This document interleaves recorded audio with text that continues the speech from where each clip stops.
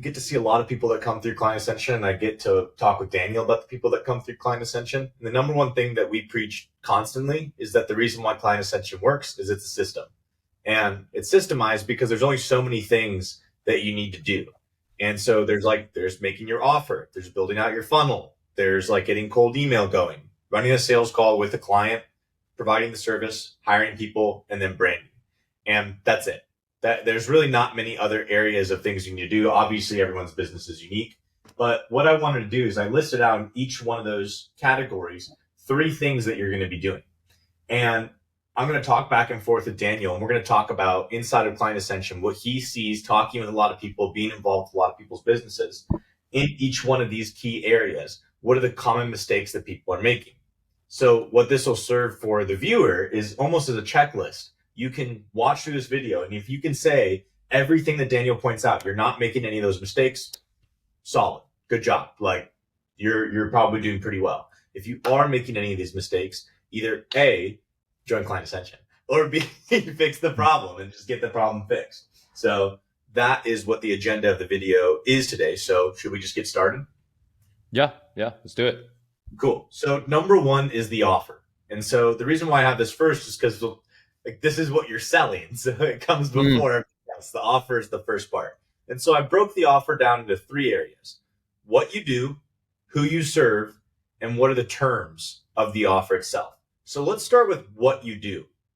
What have you found from the people that come in and say, well, this is what I do? What are some of the mistakes they're making there in terms of choosing what to do in terms of service? Yeah, so there's a pretty big range of problems. But like that, one of the things that'll happen with a lot of people is they'll like, oh, I do all this kinds of stuff, all these kind of different things for all these different kinds of people. Doesn't work. You need to do one clear thing to one clear person and have one clear outcome with one clear risk reversal and one clear like evidence that you are able to do that. So Yes. that's just a given where you have to be able to do this. And then the problem I see with a lot of people is they like, if I could sit here and give someone like a cold email KPI, like these are the kind of stats you're looking for, but it's actually different for every offer. And there's kind of like a range where your offer can hang around. There's different components where so there's demand capture versus demand generation offers. And then there's like on the scale of how sophisticated is your offer. What is the market sophistication level of what you're selling? So if someone comes in and they're trying to sell like web design is inherently a demand capture offer. What that means is that you sell web design for people who are already looking for websites. So how do you approach this situation? You can do 2 different things. One is that you need to ram volume for a demand capture offer. Like you need to send a lot of cold email, or you need to morph it to demand generation. And what I mean by that is you do websites, but in a very unique way. Like you do websites that have monitoring software that stops fraud from high volume e-com people or something, because you get a bunch of fraud that comes through and it's like a monitoring service. You see what I mean? Like you can morph it like that and try to make up some unique positioning to scoot it over to demand generation. And like for me to define what a demand generation offer is, that'd be something like, hey, I'll get you more leads. Like I'll do cold email for you. Like I'm a lead gen agency. Everyone will want that. Everyone will just want more customers. So you can market that in a different way than you have to market a demand capture offer. Now you get into like, so you want to find out where your offer sits on that scale. Is it a demand generation offer or is it a demand capture offer? The more of a demand capture offer it is, the higher volume that you need to send of your marketing, or you need to try to morph it to demand generation.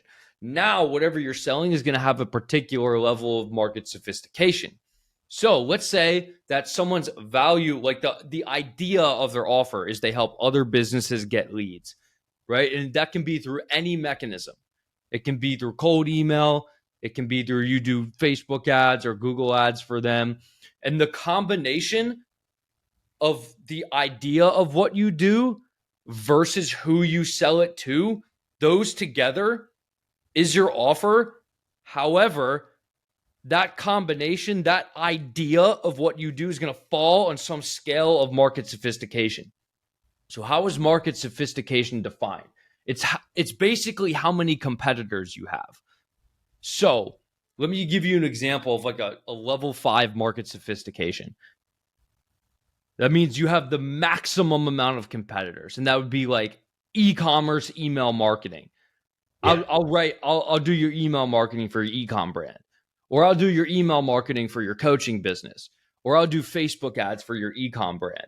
It's hyper competitive. You have thousands and thousands and thousands of competitors, and any random person can just spin that up easily, just like that. So what happens is, back in like 2012 or something, you could just go to any random person, any random e-com brand, and be like, hey, do you need Facebook ads? Like, I know how to do Facebook ads. And it would just sell just like that. Yeah. Just like that easy, because Facebook ads was new. And then also, like 3-4 years ago, you could go to any random e-com brand and be like, hey, I can do your email marketing for you. And it would sell just like that. Just because no one did it and it was unique and no one pitched them that ever. Yep. However, what happens is people start selling courses on how to do it. Other people find out about it. They enter the market. And now what happens is assume market sophistication level, for simplicity, assume market sophistication level 1 means that you have 0 competitors. It's just you. You can say fucking anything and it will sell. Easy. Just like that. Then you start getting more people, and then they make a claim. You say, hey, I'll do this, but I'll make you this much. And then someone else comes along and they say, hey, I'll do this, but I'll make you this much. And they start competing on the claim. And then more and more and more people come in, and then they start introducing risk reversals and money back guarantees. Where it's like, hey, I'll do this, and if I don't get this amount, then I'll give you your money back. And then you get people that come in and say, hey, I'll do this, make you this much money, and you won't pay me until I get this. So the terms start going higher and higher and higher until you have just like an absolutely infinite amount of people with higher claims and higher risk reversals until you get to market sophistication level 5. And the only way that you can sell it is based off personal branding. And what does that mean? How do you do that? How do you sell something in market sophistication level 5? And the way you do it is by, yes, you need to have a claim, you need to have a risk reversal, and you need to have evidence, and you need to do content marketing that gives value, that gives upfront value. You need to have all of those. You need 100% of those if your offer is market sophistication level 5. You need the claim, you need the risk reversal, you need the evidence, and you need to do content marketing. So somebody comes into Client Ascension, and regardless of what they're selling, we're positioning it to be market sophistication level 5. Why? Because someone comes in, and even if they're selling a market sophistication level 1 offer, at some point in their life, it will hit level 5. Every single offer will eventually be level 5. So you might as well just sophisticate it yourself. Like, you just single-handedly sophisticate the entire market. So it's the same approach for every single person that comes in. It's like, we're going to develop a claim. We're going to develop a risk reversal that makes sense, like, without risking you having to give just refunds for no reason to people. Yeah. We're going to aggregate evidence and present it in a correct way. Now we're going to set up outbound systems for you to push this claim with the risk reversal using your evidence to a market. And then we're going to make sales assets to give value up front. That's how you sell sophistication level 5 things. So every single person who comes through, it's always just positioning in you right off the bat at sophistication level 5. Yo, real quick, guys, if you want to come work with us directly at Client Ascension right here, we will place a fully trained cold email specialist inside of your business who will send cold emails on your behalf to 100% cold prospects, and you will only pay a commission on closed deals. So there's no retainer, there's no pay per appointment model where 90% of the leads are unqualified anyway. We are personally training these cold email specialists. We're going to place them into your business, make sure they have all the systems and everything set up to actually understand your offer and make sure it works. We're going to put them in there, and they're only going to get paid when you close a deal from a 100% cold lead that they source, they find themselves. If you want to see how this offer works, I'm going to leave a link in the description. You can check it out. Let's get back to the video. So I think that's the checklist point right there with the offer on what you do, who you serve, what the terms are. Is it a level 5 sophistication offer or not? If not, you're inevitably going to run into roadblocks down the road. You might as well set up for it now, because you're going to have. It will be level 5. It 100% will be level 5. That's every single person's business. Yeah, there's so few services that aren't level 5 already. Like you need to be on the cutting edge of some blockchain technology or something to do with AI or whatever. Like, and even if you do start doing that, what happens is if it starts to succeed and someone else sees it, someone else will copy it. And then again, and it just starts. Like, I can't think of a single service where if you say the service, there's one category king, and then I can't think of anyone else. There's always going to be that. And so, from the personal branding perspective, that's just people thinking of you first. Like, I had a solid deal that got dropped in my lap, and I asked the guy, hey, what made you refer that over to me? Because I'm like curious. There's a lot of copywriters that like, why did you send it over to me? He's like, oh, you were just top of mind since we talked the other day. And this guy said he needed a copywriter, and so I linked you together. And that's just how that works. That's like networking and personal branding. That's it. It's personal branding. Yeah. And you were top of mind because you post content on the internet. And he follows. That's how it works. Yep. That's how it works. Like, it just is. Yeah, you can't really debate that. And I mean, I know plenty of guys that they'll keep it anon, right? Or they won't brand themselves, and they won't do that. And I'm just like, why? Yeah, and then the market sophisticates and their business dies. Yeah. Like, there's a reason I always have a constant stream of referrals, and it's just because people know who I am. That's it. And it's like, if you're Pepe the Frog and your name's like Affiliate Hero, or I don't know, like some shit that you see on Twitter, right? Like these guys that do that. Mm-hmm. I mean, they don't know who you are. And it's really easy. It's really easy to do that though. And people they don't understand this, where it's like, dude, you only need like a couple YouTube videos and you just automatically are in the 1%. Automatically. Yeah. Right. You post one YouTube video, you're in the 1%. Because most people for the viewer right now, like let's say someone's selling e-com email marketing, level 5 sophistication offer, and you have one competitor. We're gonna compare you to someone. You have the same landing page, you have the same exact words in your VSL, the same exact words on your landing page, same exact email copy to the same exact list with the same exact deliverability, same exact every single thing. But one of you has one YouTube video. One. The person with the one YouTube video wins 100% of the time. 100% of the time. Because this is people don't understand this. Somebody gets a cold email from you, they are 100% of the time. If they are going to respond to the cold email, they Google you every single time. Always. That's what happens. It's just fact. They go to your landing page. Do you have a YouTube video embedded on your landing page? Yes. Then they watch it. It's like, oh, this guy took the time out of his day to post this like YouTube video, and he's actually giving value in this video. And like, I watched 2 minutes of this video, and like, just by the way this guy is talking, he knows what he's talking about. You are automatically beating every single other person who does not have that 100% of the time. Automatic. Dude, I got on a call the other day with a guy. We're going to get on our close call today. This is like a 25K package. for the deal itself. And he said to me, "Oh man, like I can tell you know what you're talking about, or at least it seems like you know what you're talking about." I'm like, that's how that goes. Literally, is just, do you seem like you know what you're talking about? If it's a level 5 sophistication market, like, they can tell pretty quickly whether you know your shit or don't know your shit. Yeah, because they've heard it all before. Exactly. They've heard it all before. And a lot of people, they have a problem with, they think that a lot of people underestimate how good they actually are. And they think like, oh, if I post a YouTube video or something, like, I don't really have anything like good to say. And it's like, well, how do you know? Look, you just are underestimating how good you actually, you don't understand how good you are. And you're like moving like you keep repeating that into your head. So you move like you aren't good.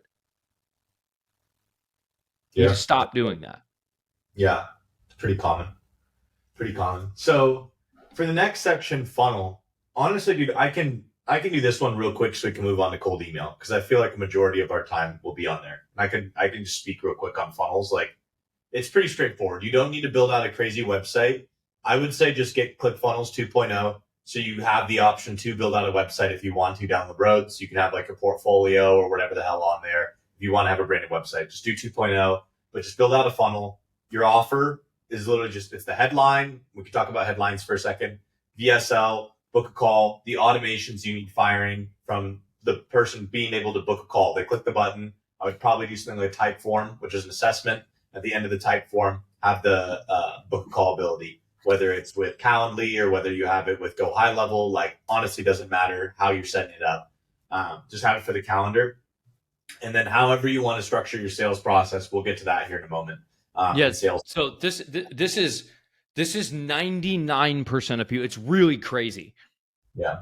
You have to have a VSL on your page. It's a non-negotiable. And this happens a lot with people where it's like, do you think I need a VSL? I'm like, it's non-negotiable. Like, it's not something that we're going to sit here and debate. Where it's like, yes, under absolutely no circumstance is this going to work unless you have a VSL. And 99% of people that come in Client Central don't have a VSL. It's crazy. It's very rare someone comes into Client Central with a VSL. And if you do have a VSL, it's not good. So what we do is we just give you a script of like, here is every section you're going to put in the VSL. And then you're going to send us what you wrote. If you want feedback on it, yes, we'll approve it. And then you're going to voice it over. And then we're going to go over that with you. So it's a good VSL. Yeah. You have to do this. It's not a debate. It's not something I'm suggesting to you. It's like, if you're watching this right now, I'm telling you, you have to have a VSL.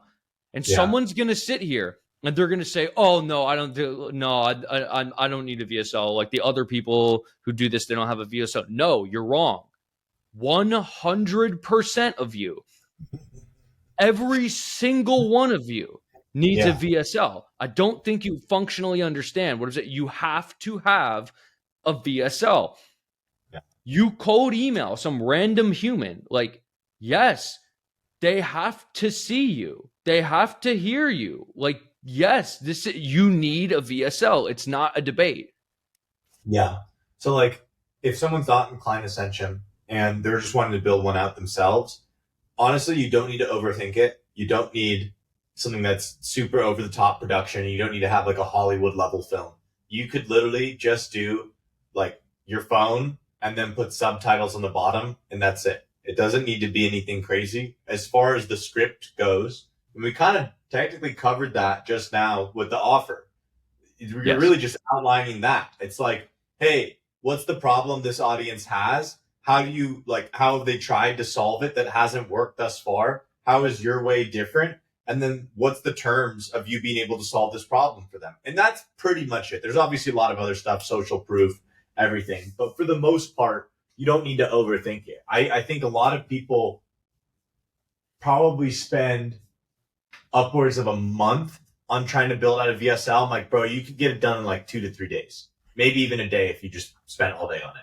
Dude, it takes me an hour to make a VSL. It's really not hard. Yeah, I'm talking about the layman, the person who's never done one. Because once you do that, right, it's pretty straightforward. Like yours are literally with a Google Doc. Yeah, so it's not that people like it takes a long time to make a VSL is that they sit here and debate with themselves. It's like, oh, they're like scared to put their like them of a video of them on the internet. Like that's what's taking you a long time. You're sitting here debating with yourself for 3 days. Or they just don't have the offer straight. Yeah, So it's yeah, like, that too. if you don't have the offer straight, if you're just like, oh, I do like ecom email and that's it. Well, is there really even a point for you to make a video? You need to make the offer better, and so then it makes sense to actually do the video with it.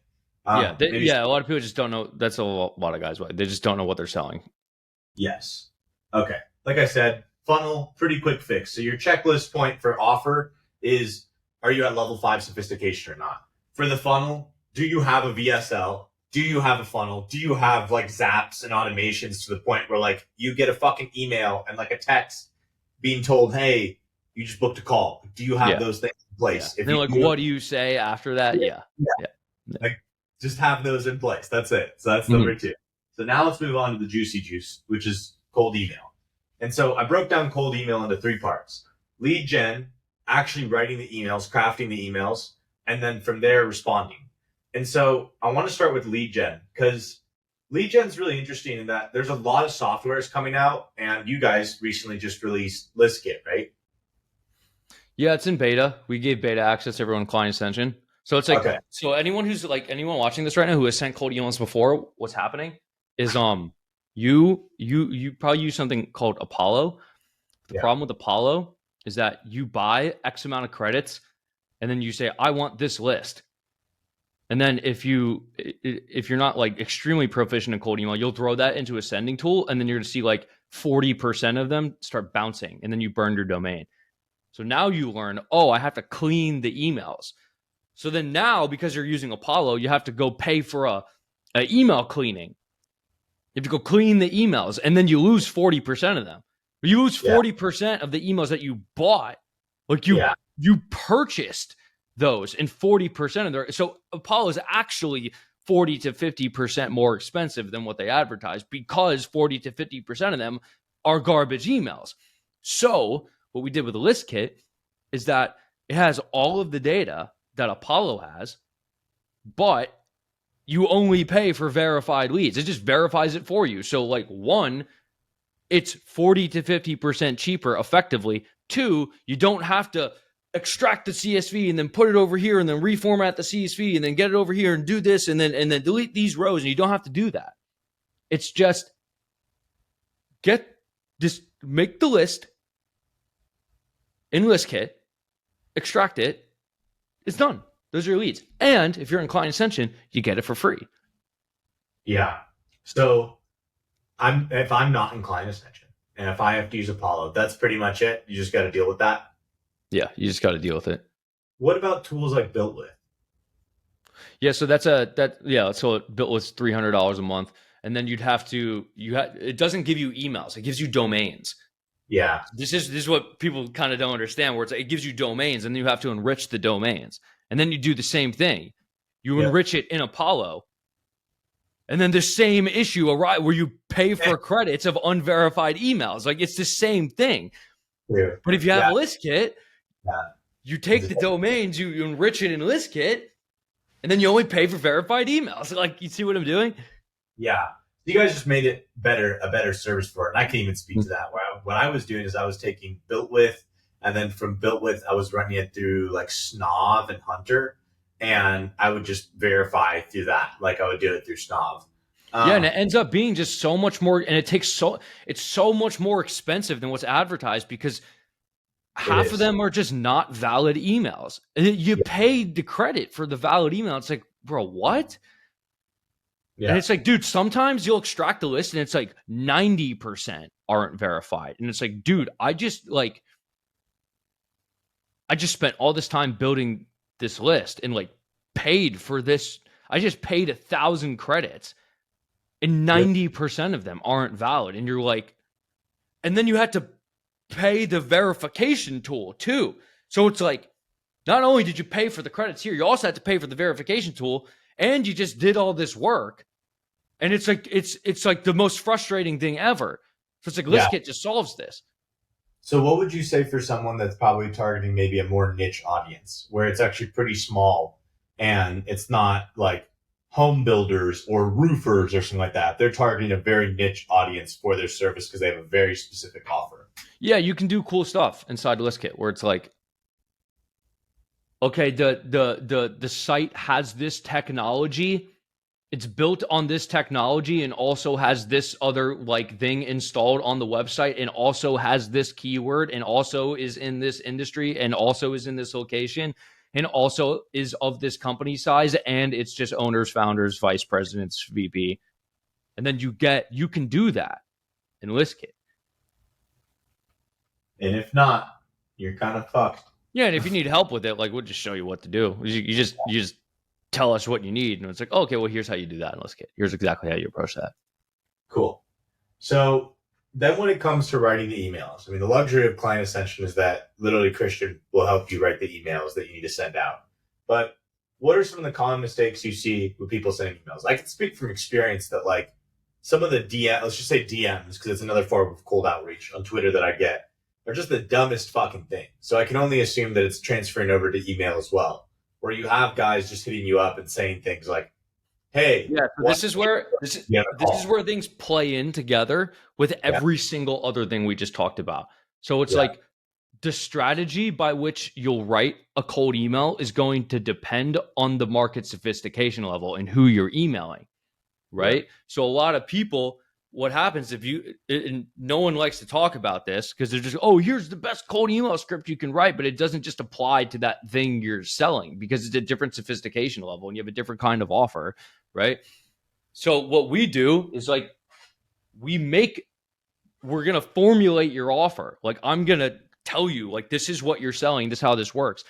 And based on what that is, then you are presented with a different way you have to do cold outreach. And it's not just scripts, it's like the entire strategy of the cold outreach in the first place. So it's like, so what are we doing? Are we going straight for call? Do we have to do Loom videos like this? And then it's like, okay, yeah, now people are responding back for the Loom videos. And then what do you say in the Loom video? And then how do you follow up with those people who want the Loom video if they ghost you from there? And then that goes into the response handling section of Client Ascension, where we have a call every single week and an entire Slack space. It's just about inbox management and getting more calls based on, because not everyone just sits here and is like, yeah, let's book a call. Yeah. So how do you actually get these people to book more calls? So there's so much variance of like what it's a holistic system. You don't just spin up a cold email campaign like bam and magically. There's so many variables in this, and it all ties in cohesively to everything else. And this is why there's so many people who sell cold email shit on the internet. So like, one, if you're on like Twitter or something, this guy does a cold email thing. This guy does a cold email. This guy did it. One, they all learned it from me. They did. And then two, I've never seen another person ever sell like some like coaching or course or like whatever around cold email and have it end up being successful, because they don't have an understanding where it's not just about cold email. It's the whole thing. You can't just make a cold email campaign that works. Everything has to be very finely placed together based on the thing you're trying to accomplish. The offer has to be right. The VSL has to be right. The landing page has to be right. The strategy by which you approach cold email has to be right. The leads you get for the cold email has to be right. The way you respond to the responses has to be right in order to make there's so many variables. And this is what separates that when you understand it all, like how this all plays together. When you understand how all of this works, that's when you make a successful business. Gotcha. So what would we put for the checklist item there on cold email? I mean, it's like that that you're doing it, that you're consistently sending them out. Like, what would you say is the checklist item there? Yeah, that's another component that we could definitely touch on, because like everything you want in life is gated behind 90-day increments. So what I mean by that is everyone you cold email is going to go through their own conversion cycle. So if you spin up a campaign and you have all the follow-ups, because we helped you write all the follow-ups too, And it's over the course of 40 days. You put someone in a campaign, and there's 40 days of follow-up with multiple touch points. Someone might be activate a cold email campaign, and like 2 weeks in, they're like, this doesn't work. And it's like, no. It's like, one, everyone you're cold emailing just has shit going on in their life. Where it's like, one, it's just not the right time. And then two, they need to be hit with different angles over time. So you'll find this when you actually do cold email very consistently. You get responses from people you emailed like fucking 5 months ago. It's really weird. I don't know why this is, but it's just a thing. People do this all the time. Like months after you sent the last follow-up. Yeah. This compounds. And you don't experience the compounding effect unless you have had active campaigns consistently running for 90 consecutive days. And people screw this up a lot, where they just like turn it off because it isn't working. And they don't know what it's supposed to look like. Where it's like, what should the stats look like? And it's aggregate stats. Where it's like, yes, for every 1,000 people you email, like, it depends on your offer, but you should close at least one client from 1,000 people. But they're like, look, I emailed 1,000 people. I haven't closed someone yet. And it's like 2 weeks. And it's like, oh, no. I don't think you understand. It's over a 90-day period of the 1,000 after all their follow-ups have elapsed and X amount of people responded. And you're going back and forth with X amount of people. And it's like at that point, if you can't close one of them, you have like severe sales issues, to which you would enter the next section of client essentials. Like, here's how to actually run a sales process.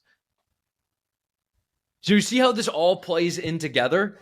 Yeah. It's like you have to know how to do every single thing to make it work.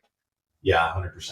And I think that's the main thing with cold email is just like, if the offer is not good, cold email won't work. If your funnel is not good, cold email, like, the message has to be really good. The offer has to be really good for your funnel to be shitty and still get away with it. Like, you need to be solving a huge pain point that they're like, I don't even give a fuck that this guy doesn't have anything on his website. Like, that's rare. And then your script has to be right. Who you're targeting has to be right.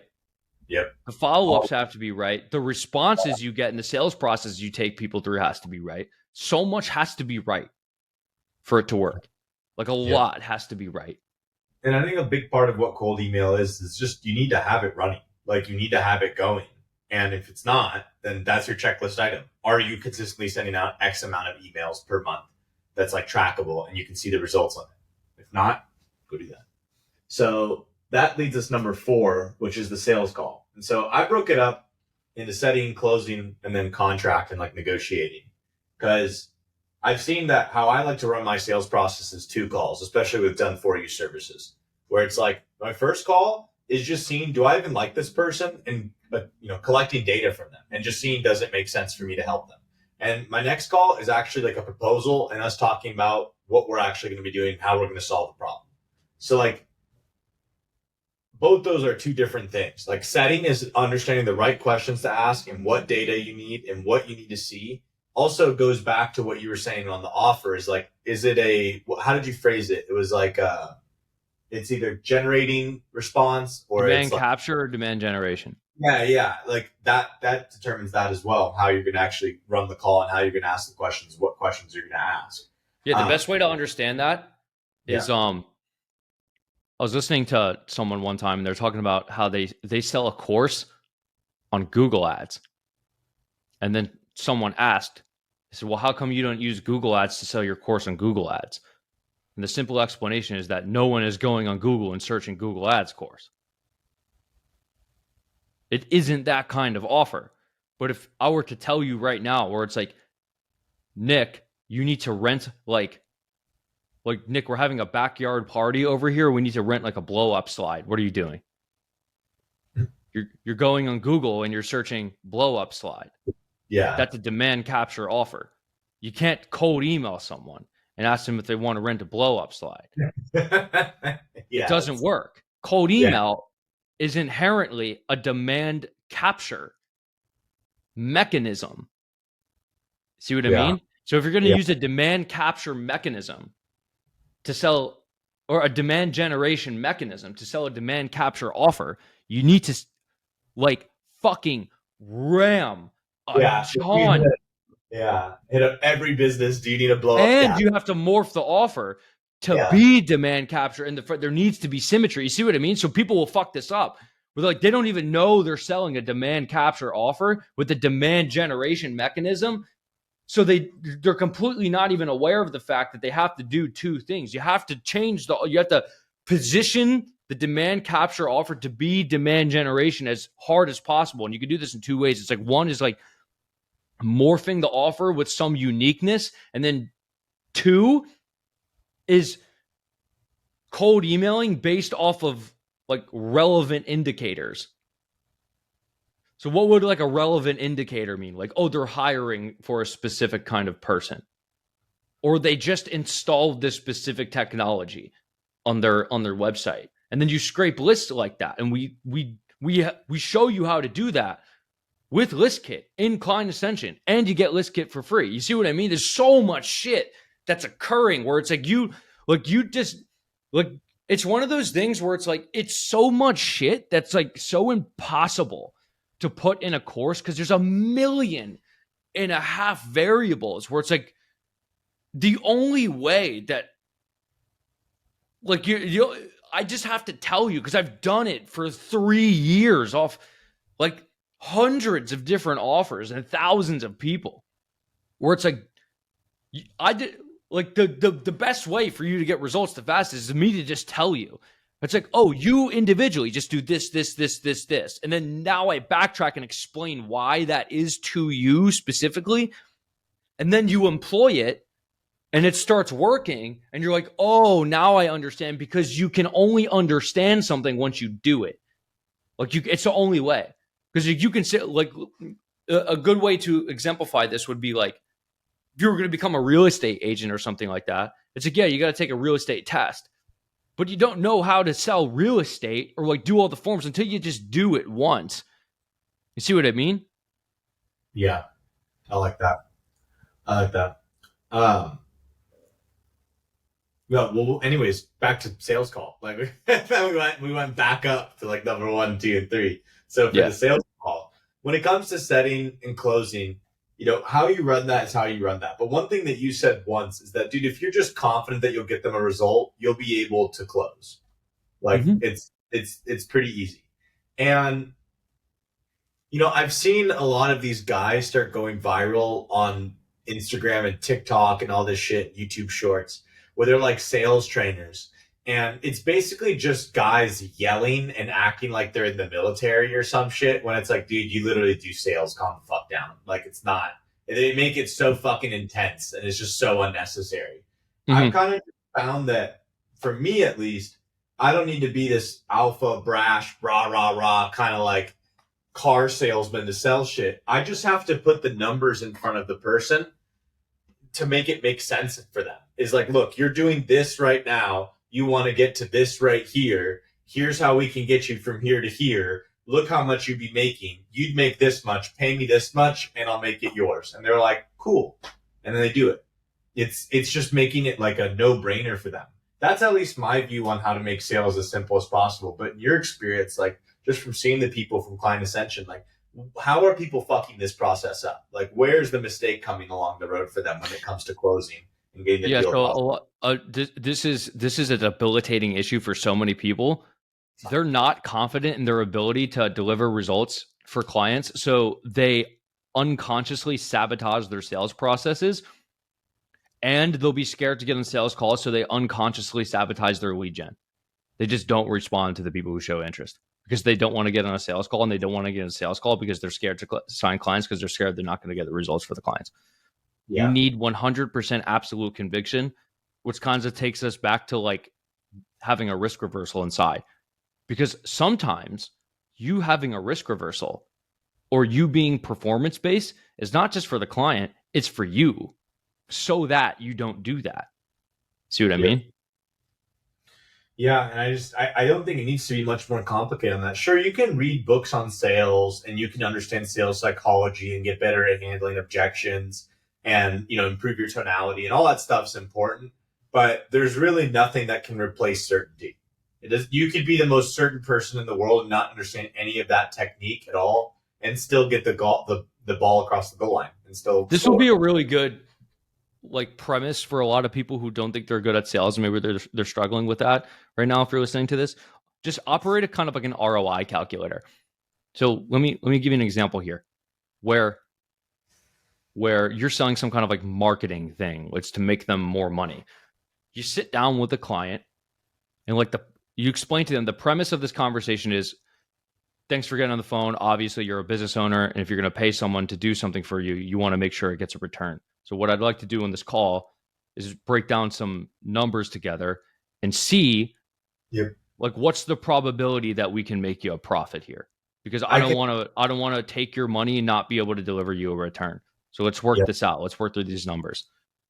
I can literally just give a real world example of this as a call I'm getting on later today, based on a conversation I had with these guys like 2 days ago. We had like a set call, and I just went through their business metrics for them. And so they're telling me, hey, we want YouTube ads, because they're thinking we need a copywriter for YouTube ads. But when I looked at the metrics of their funnel, I was like, okay, but you're a leaking bucket on your VSL. You're a leaking bucket on your actual show up rate for your calls. And you're a leaking bucket on your payment plans for people actually finishing the payment plans. And so it's like, you want to hire me for YouTube ads, but what's the probability that I get a home run perfect YouTube ad right out the gate? Probably not that high. It's actually going to take us quite a bit of testing. We will probably need to test maybe 100, 200 ads before we get just a handful of really fucking good ads. So likelihood of ROI, it's there. It's just you're going to have to wait, and it's a long time. And clients don't really have a patience. Like if you told them, hey, we're doing this for 6 months together, and for 5 months you don't get them a single result, it takes a very, very specific, special type of client and service provider to be able to do that and be okay with that. So I'd prefer to get someone a result within like 30 days of them working with me. And so I look at the stuff further down the line, like how do I fix, the amount of people showing up to calls? How do I get more people to book a call? Meaning, how do I change the VSL to get it to do that? Like these types of things, I ask them for the numbers. What are you currently doing? They send it to me. This many people, like this percentage. And I just show them, here's the numbers. Here's the revenue that you're doing right now with this. Okay. With these metrics. I know we can get you to these metrics over here just based on my own experience, and a very confident, like basic fixes will create this. Look at how much revenue you will be making. This is how much you're leaving on the table right here. And so it's like, we could totally go to YouTube ads, but they feel dumb going to YouTube ads now, because it's like all this other stuff makes way more sense. Mm-hmm. So that's just the way. If we just increase this one component by 20%, you will get 20% revenue without spending any more money on ads. 100%. Yeah, like it's the easiest way to run a sales call versus like having to do. When you're selling B2C, like we had our call the other week where we were talking about B2C offers. There's no equation. You have to like emotionally run through something with someone to like see why they're not taking action and shit. Yeah, if you're selling to a business owner, it's most of the time it's very logic driven. 100%. And then it's kind of on the back end where it's like then they're kind of just like emotionally assessing.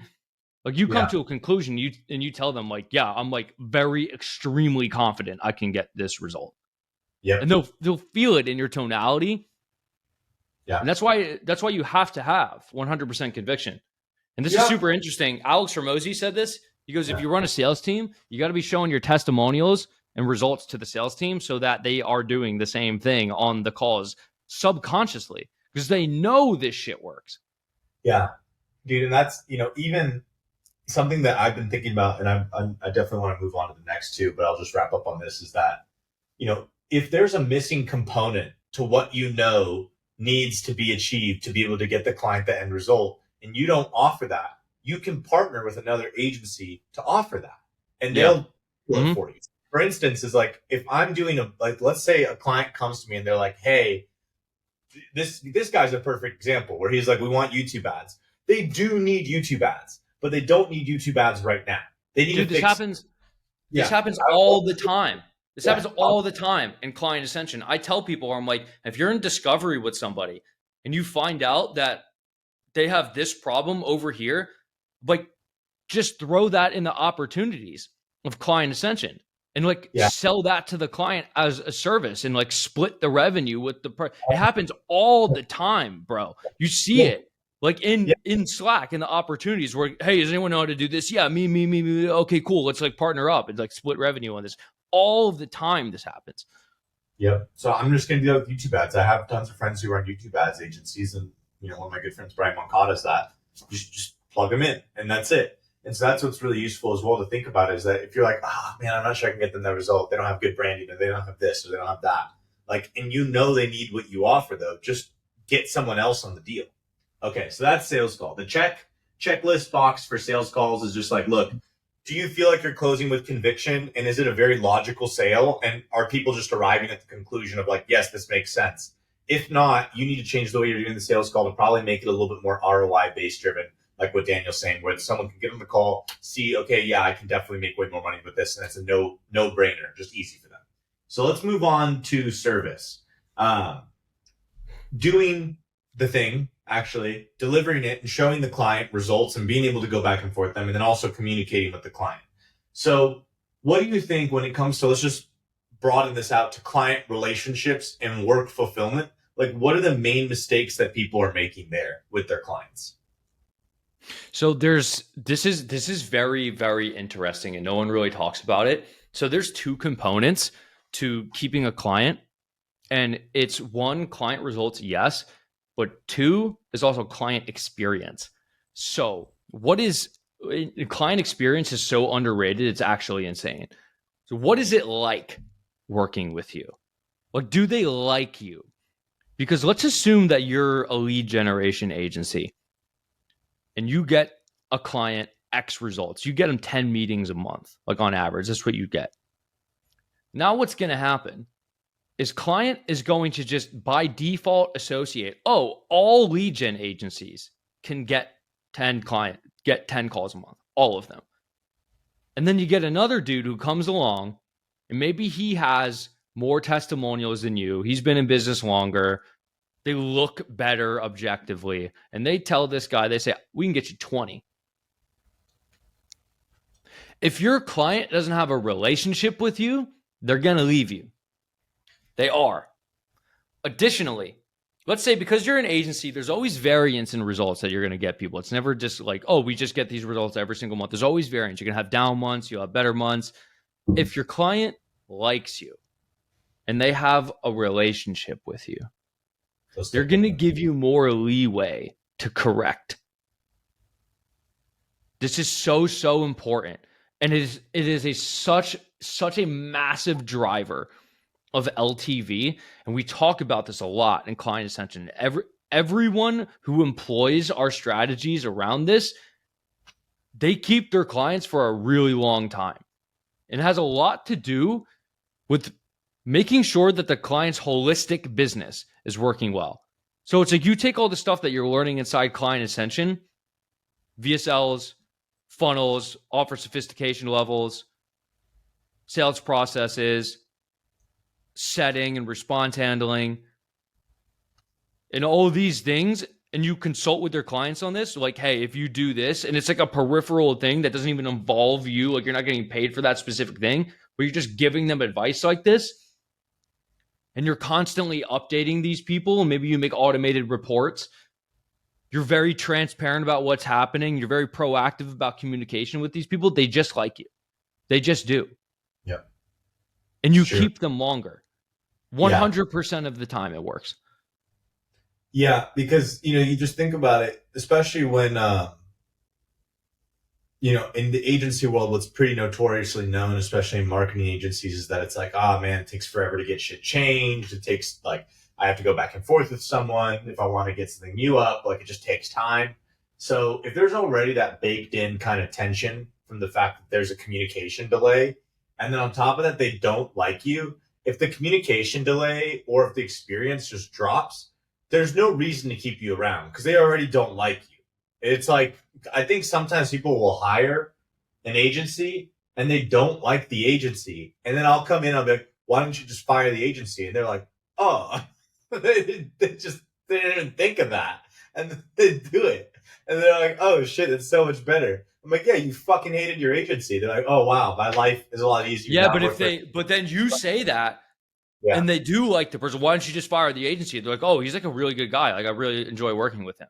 Then they don't exactly. fire them. Yes, yeah, 100%. I've had that too. Yeah. So when it comes to the service side of things, guys, like your business is different. You have something different. Like what I offer is completely different than someone like Matt Lucero, what Matt offers, or what Eamon offers inside of there, or what like Ori offers inside of Client Ascension. All these guys, maybe if you're following Client Ascension, you see these guys interacting with Daniel on the timeline. Like all of us offer different things, but what it comes down to is like you want to make the person like you above all else. Like, and it's just being a good person. So like always being on time with your shit. I've never once with Daniel on emails, if I say it's on Sunday, it's on Sunday. Like I'm not, you know what I mean? I'm not fucking forgetting about that or like 3 days later or anything like that. Just dropping it and whatever, bro. I think I sent you chocolates when we first got started Yeah, working you together. did. Yeah, you sent me a thing of chocolates. Those were good. Sent chocolates. We've done spaces together. We've gone back and forth. We've hung out together in Tampa. Like we have a pretty good relationship back and forth with each other where it's like I cannot hear from Daniel for a week and I'm not freaking out. I know he's just busy. Whereas like that's a big part of it as well is that sometimes client communication just stops because they're actually just done with you and they're just gonna ride it out to the end of the fucking contract and they're just like they're already getting our shit in place. And that happens. If they don't like you, they won't be, there's no reason for them to be open with you. There's no reason for them to give you a heads up. There's no reason for them, like they're operating in their own kind of modality. So it's just important to just be a good person. Send gifts, be upfront with timelines. If you're going to be late on something or if you have something that's coming up, just like communicate it. Be just like someone that's considerate of their business and their agenda and their schedule as well, not just your own. So that's pretty simple. Are you doing that or not? And so we only got like 9 more minutes left. So let's kind of focus on this last one, which honestly is pretty straightforward, or second to last one, which is hiring. Like the main mistake I think that people are making is either A, you're not hiring and you're doing it yourself, or B, you're just not hiring good people. And a big thing that Client Ascension fixes is, especially with Kyle, having the such amazing like talent from overseas that are all vetted, trained, and good at what they're doing. Like you could just hire the right people, or you're connected with the right people inside of Client Ascension who happen to do that specific thing. If it's a lot of the problem with people's operations is like it's so messy, and they think about the idea of hiring, but like the problem always arises where it's like, well, like what do I even hire them for? Like one, how do I inject them into this business, and what specifically do I have them do? And then it's like, okay, I interview people, and it's like, what do I say on an interview? And it's like, well, then how do I pick people out of this here? And then, okay, now I hire someone, and it's like, how do you train this person? Because what's going to happen is you hire someone because you want to offload some X amount of work. But what in reality of the situation, it's actually your work is not only are you still going to be doing the thing, but you're also going to be training someone how to do it. So it's more work in the beginning. Yeah. And then once they know how to do it, then it tapers off and now they're capable of doing it. So it's like, how do you make that process actually work smoothly? And then it's like, okay, so you have clients over here, clients over here, clients over here, clients over here. And these things need to be done, and these things need to be done, and these things need to be done. But it's like, how do you structure that? How do you make like a client management infrastructure? Where it's like, how do you track all of the things that need to be done? How do you make sure that everyone is doing the things that they need to do? And then secondarily, how do you make sure that the people that you hire actually stay with you and build a company culture? Because like we're a Client Ascension here, we have like 28 people inside here right now. And then if you go on Twitter, they're like, they love Client Ascension. It's like, how do you do that? How do you get people to like really buy into you and want to stick with you? How do you get them to go above and beyond and like really be invested into your company? Like, how do you facilitate that? And that's exactly what we show you how to do inside of Client Ascension. Yeah. And then something else that people don't really talk about as well as like just a really great thing about Client Ascension, people become friends with each other. Like it's a really like there's a reason why we keep it on Slack is because it's so community driven and like and you can DM other people and we have like teams. Like you come in, you get a student success coach, and you're on their team, and then you compete with the other teams. And then we have meetups where it's like you can come to Tampa for free whenever we hold those, and we have events and people all get together, and it's like super fun. And it's not just like business, it's just like actually hanging out. And it's like, dude, like there's a lot of people in Client Ascension who are just my friends now. Like this is how this works. Yeah. And that's just good community. So when it comes to hiring, the checklist item there is everything that Daniel just stated. When you're hiring, are you hiring people and they're excited to work with you and like they're good employees and they're showing up? Do you know how to keep track of all the tasks that need to be done? Do you actually know how to hire? Do you know how to find the right people? Like these are just kind of basic things, but a lot of people don't even have that in place for their offers. And so the last one, and we'll wrap up, and this will do the full hour, would just be branding. So this one I think is going to be pretty easy. Just like, what are the mistakes that you see people making with the branding itself that they're doing online? So we talked about this as like an integral and a very integral part of making a company work, right? It's market sophistication 5. Some people will start on market sophistication 5. If you're not starting on market sophistication 5, you're going to be a market sophistication 5. So this is a necessity. You have to do this. There's absolutely no debate. So now the question becomes, okay, I have to make content. What do I make content on? And the answer is that you make content on giving value. You're showing people how to facilitate what it is that you do, like to where they could theoretically go do it themselves. However, because you're selling to business owners, what they're doing is when they consume this value-based content, they're not thinking, oh, I'm going to go do it myself. It's like vetting for you. They're like, let me see this guy's process. Like, how does he think about everything? Let me assess this guy holistically. Yeah.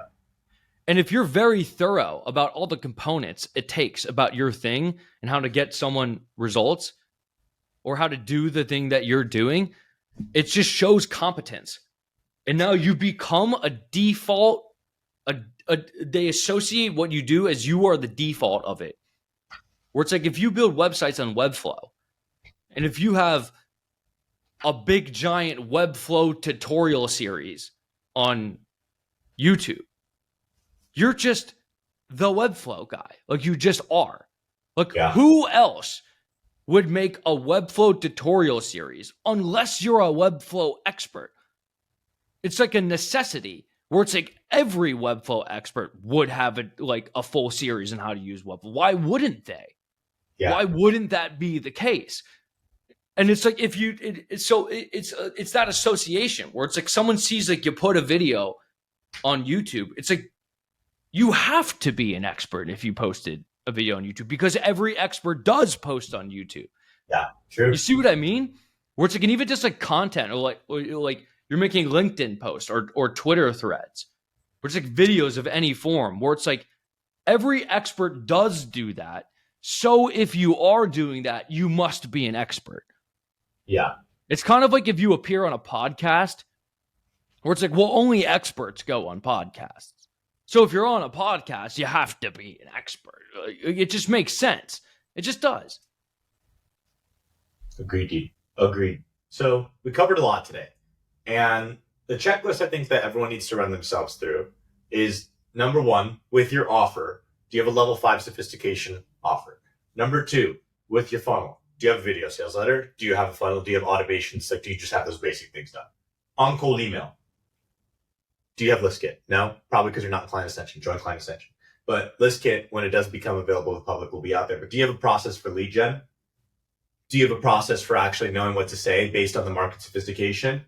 And how do you actually manage your inbox in terms of people doing that? Are you even doing that? Are you even sending cold emails out? Some people are not. It's just solely based off of like social relationships. It can work, but it's limiting your results right there. Sales call. Are you getting on your calls extremely confident? Is it a very logical, easy sale for someone to just walk through from start to finish and be able to know the math behind this and see like, okay, this makes sense? Are you closing a high percentage of your deals? If not, probably need to fix that. Service.